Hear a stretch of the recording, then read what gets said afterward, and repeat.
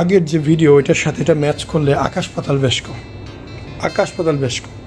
আর আপনার এই একই কথা। আসসালামু আলাইকুম, আমি মোহাম্মদ শাকিল হোসেন বলছি। আসলে এখানে নতুন করে বলার তেমন কিছুই নেই।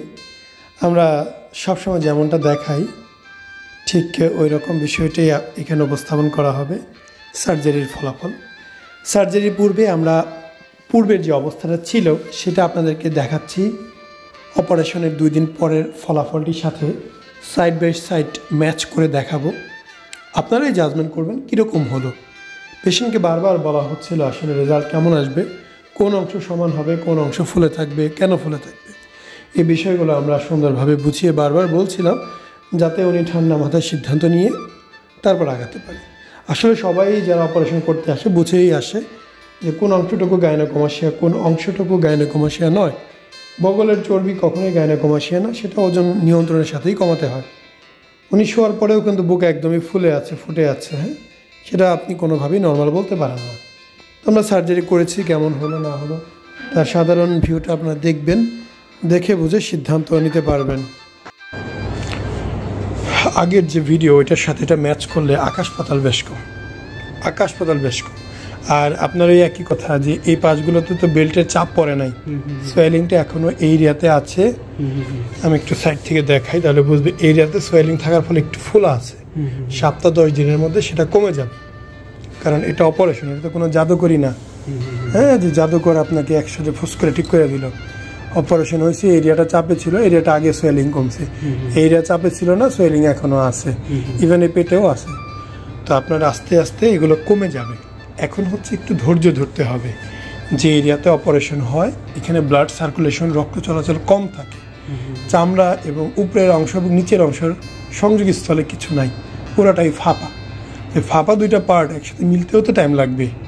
আপনি যখন একটা ছাদ ঢালাই দেয় 21 দিন পর প্লাস্টার খুলে 3 মাস বলে যে সময় লাগে শুকাইতে, তাহলে এটা কংক্রিটই সময় লাগে 3 মাস। এটা মানব দেহ 2 দিনে কিভাবে শুকায় যায়, কি বলেন?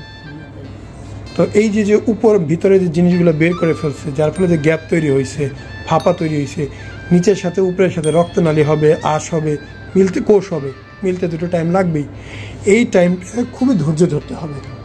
সম্পূর্ণ এরিয়া অথবা কিছু কিছু জায়গা অথবা একদম নির্দিষ্ট কিছু পয়েন্ট শক্ত মনে হতে পারে, অবশ মনে হতে পারে, চাকা মনে হতে পারে, ভার মনে হতে পারে। হয়তো এই ভারটা মর্নিংয়ে বেশি লাগবে, ডেতে নর্মাল লাগবে। এইটা হওয়াটা অনেক স্বাভাবিক।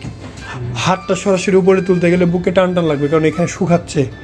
হাতটা ওঠাতে গেলে টান লাগবে, এটা একদমই স্বাভাবিক। এগুলোর প্রতিটা পেশেন্টেরই হয়, কারো কম কারো বেশি। তো আমি কিছু ট্রিক্স দেখাই দেবো যাতে এগুলা দ্রুত রিজলভ হয়ে যায়। বাট হলে ঘাবড়াবেন না। একটা অপারেশন যেহেতু হয়েছে 2-4-6 মাসের মধ্যে ইনশাল্লাহ মনেই থাকবে না যে অপারেশন করছেন। আপনার আশেপাশে অনেকে আমার এখান থেকে অপারেশন করে গেছে, হয়তো তাদের আপনি চিনেন না, জানেন না বা বুঝতেও পারেন নাই। সামহাও যদি কখনো আপনার এই বিষয়ে ফ্লাশ করেন, দেখবেন 2-1 আপনারা বলছে আমিও করে এসেছি, বলবে। কারণ রোগী কিন্তু আমাদের কম না, সারা দুনিয়া ভরে রোগী।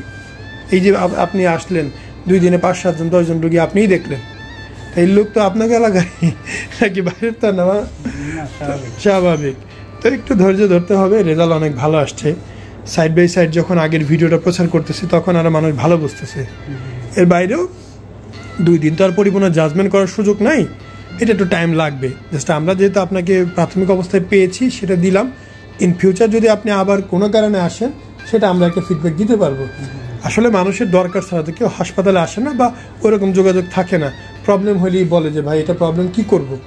তো যদি সম্ভব হয় 2-4-6 মাস পর আমাদেরকে একটু জানায়েন, আমরা একটা ভিডিও দিলে মানুষ দেখবে, বুঝবে, তারাও বুঝতে পারবে 6 মাস 1 বছর পর কি হয়।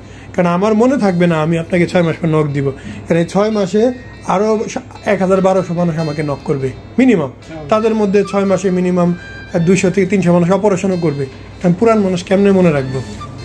আসসালামু আলাইকুম, মোহাম্মদ শাকিল হোসেন বলছি। 2017 সাল থেকে আমরা গাইনোকমাসিয়া নিয়ে নিয়মিত কাজ করছি এবং ভিডিও প্রকাশ করছি। এই চ্যানেলে যারা নতুন এসেছেন আপনাদের কাছে অনুরোধ থাকবে আমাদের এই চ্যানেলটি আপনারা ভালোবাসা দিবেন এবং সাবস্ক্রাইব করবেন। এবং যারা অলরেডি সাবস্ক্রাইব করেছেন তাদেরকে অসংখ্য ধন্যবাদ। আপনারা কমেন্টের মাধ্যমে আপনাদের মতামত জানাবেন। ধন্যবাদ।